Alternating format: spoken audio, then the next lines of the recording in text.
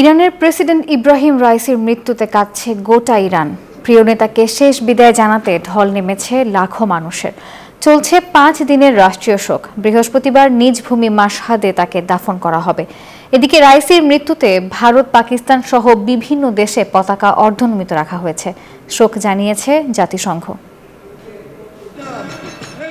ইরানিদের কাছে রাইসি শুধু একটি নাম ছিল না, ছিল নক্ষত্র। বর্তমান সুপ্রিম নেতা আয়াতুল্লাহ আলী খামেনির উত্তরসূরি হিসেবে দেখা হতো রাইসিকে।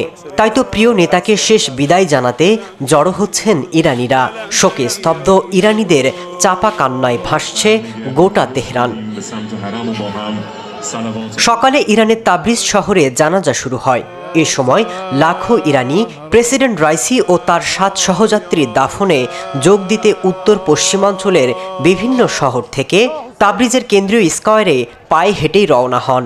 আর ইরানিরা বলছেন তাদের আবেগ আর অনুভূতির আরেক নাম প্রেসিডেন্ট ইব্রাহিম রাইসি।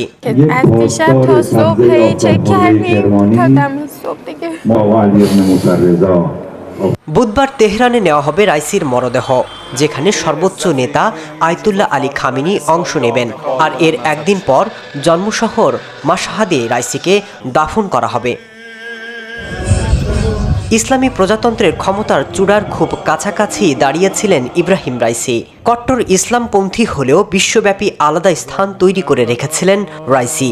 এরই মধ্যে তার মৃত্যুতে শোক জানিয়েছে বিশ্বের বিভিন্ন দেশ। জাতিসংঘে 1 মিনিটের নীরবতাও পালন করা হয়েছে। একদিনের শোক পালন করছে পাকিস্তান। এছাড়া পতাকা অর্ধনির্মিত রয়ে গেছে নয়াদিল্লিও। মাসুদ রানা, নিউজ 24।